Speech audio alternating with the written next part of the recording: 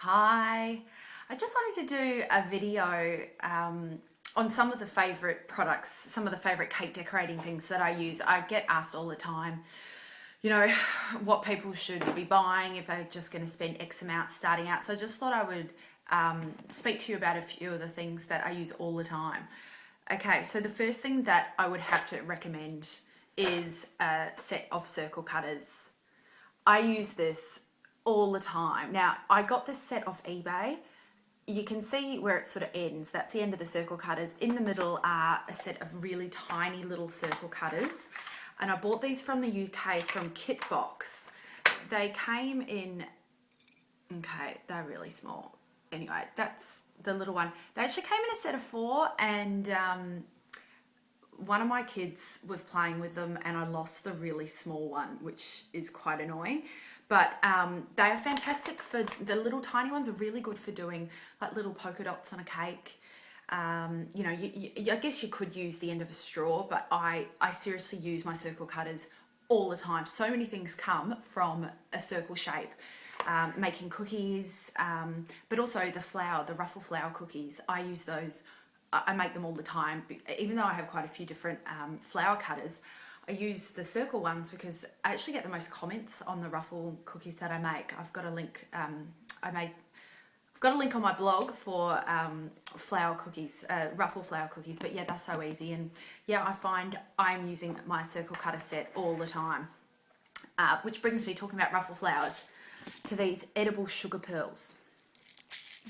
I bought these ages ago. I honestly, I can't get over that I've still got this many left because I use them all the time. I use them for the centers of flowers. I use them for, I did some pirate cupcakes. I use them for the earring. I use them in the middle of, like if I make a little tiny blossom to put in someone's hair. I use one of these. I seriously feel like I'm using them all the time, yet this is, you know, like the never-ending pack of Tim Tams. It's fantastic. So these I think are about $5, and as I said, this has lasted me 2 years, and I feel like I'm using it all the time.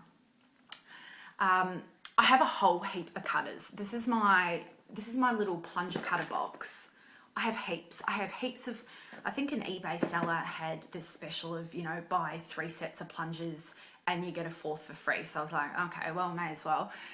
I sort of go through phases of thinking, oh, I should use my sunflower cutter, or I should, you know, use this.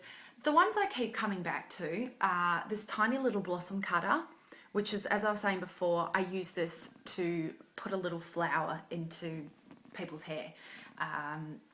So, for example, like the penguins that I just did for Ava's birthday, to make them girly, I put a little flower in the hair. So a lot of the time, bearing in mind I have 3 girls, so usually everything I do, and most of my friends have girls actually, so half the stuff I do is really girly. So bearing that in mind, you know, when I talk about the other products, another one, if you were going to just buy a few sets of plunger cutters, and they are great because they come in sets of 3 or 4 and you get different sizes, and that's great. This one here is the butterfly set. I do use that a lot because it's really easy to just pump out a butterfly, you know, dry it in a piece of cardboard like that, and it looks so effective. And I put my sugar pearls down the middle, down the center of the butterfly, but it's so easy to make them, and people go, wow, you made a butterfly, and it takes 1 second. So that's another one that I use all the time. A lot of people have been asking on my Facebook page about sugar shapers. This is my sugar shaper. I bought this from the UK as well. I did live in the UK for a while, which is why, but I couldn't find one over here. It comes with this set of discs, and basically you just chuck in the disc that you want. If you want, you know, a whole heap of little tiny hairs like spaghetti to make actual hair, that's great. If you want a bigger hole to, say, make a rope border around a cake, you know, switch it over. It's really handy. I have actually been using this quite a bit. So this is that. Another cutter that I use is, I bought a set of bow cutters. You can make, I have a tutorial on my blog under the striped bows of just how to do a bow, just basically cutting out a strip, folding it over. You know, this, you know, makes it that bit easier. I guess if you're doing a whole heap of bows, or if you're doing like a Tiffany theme and wanted to get the whole bow thing happening, this is really handy. These are gem bow cutters, and you buy them you buy them in sets of 3 as well, and I think, you know, I've got the set 1 to 3, which are the small ones, and then I think I just decided to buy the big ones because I think I just thought, let's just buy them and have the whole set. Another thing I use all the time, you might notice my cakes have the same sort of theme happening. When you're layering a cake, obviously you have that gap between the top cake and either the cake board or the cake that's going underneath. Some people are so good with cake decorating that it perfectly, you know, the seam of the top cake perfectly fits the bottom. I'm not one of those people, so I always need to put something around that seam. I have done a rope before, like a rope one for a pirate cake, but generally speaking, it looks like, if you look at all my cakes, they all look the same. I use this pearl border, and it is so easy to use. It comes out perfectly all the time. This is a first impression mold, which they are the best. They are more expensive, but you never have a problem. You know, there's nothing worse than trying to get something out of a mold and it's stuck in there and you've just wasted all your time.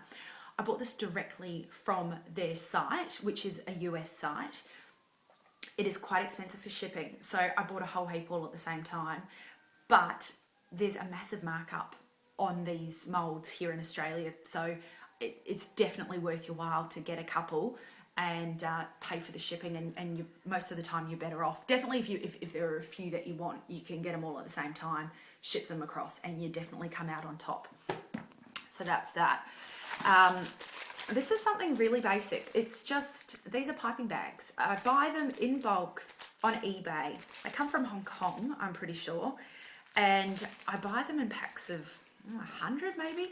It's just, actually accidentally, the last time I bought them, I usually get longer ones that sort of come out here. The longer the better, I think. It's just so nice to be able to pipe and then chuck your bag away and not have to worry with cleaning. I do have proper piping bags, but would much prefer to just pipe and chuck it away. So that is something else that I do use all the time. I have this set of cake decorating tools. You know, they've got different things on each end. I think it came in a pack of 6 or a pack of 8, and yep, my kids have gone through and taken a couple of them. I don't even remember what the other ones were, but it's really great. I use this one a lot. If I need to trace out, basically it's like a knife, but not as sharp as a knife. If I need to trace out a pattern, I use this. You know, the other end is a pointy end, and then also I use this ball tool a lot. This one here too. So if I'm making ears and, you know, I roll it and then I just use my ball tool to sort of give it that indent of an ear. So these are fantastic. And the last thing I just want to show you, I just picked this up recently. It's a set, okay, that's a bit of a reflection. It's a set of alphabet cutters. I have been, beforehand, I do have the Wilton Any Letter Press, which I had been, it basically just imprints the letter. And I was making little name plaques and sticking those onto cakes. I bought a few, I've gone through a few alphabet cutters. I had Tappets, which I don't know about the trick of getting the actual letter out of the press. I just couldn't get the letters out. They'd just be stuck in there and they were too thin, and I just stuffed this, gave up. But these are, you know, they're just cutters, so you can't stuff it up. Just cut it out, whether you put their name on the cake or whether you put it on the cake board. I did it for Ava's birthday on her penguin cake. I just think it gives a nice effect. It's always handy to have letter cutouts, and they're a decent size to put on the cake. You know, sometimes you get Play-Doh cutters, they're too big, and yeah, really happy with that purchase, and I know I will use them a lot. Forgot one last thing. This is, what's it called, a right angle ruler? Anyway, I got this from Bunnings, so from a hardware store for about $6. This is fantastic. I use this when I ganache, when I do my cakes, I ganache them. And it, you know, provides a really nice outer shell for putting on the fondant, so that the fondant, basically, if your cake is bumpy before you put fondant on, it's going to look bumpy with fondant. So the aim of doing the ganache, besides tasting really lovely, because who doesn't love a bit of chocolate, it just gives you a beautiful smooth shell to put your fondant on. So this is what I use with my turntable, and because it is, you know, a right angle, you just put it on your turntable, and spin it around, and because it's upright, it just gives you perfectly straight sides. This was just fantastic. Before that, I was using what are they called, like a dough scraper, just basically one thing, and I would find that the way I would angle it would be like this, and I'd have my ganache and my cake would be a bit like this, and some of the times I'd be like, oh, stuff it, let's just do it, and just cop the slant. And then after a while, once I discovered this, which was like $6, it makes my cakes look so much better. So really cheap and really effective. Thanks.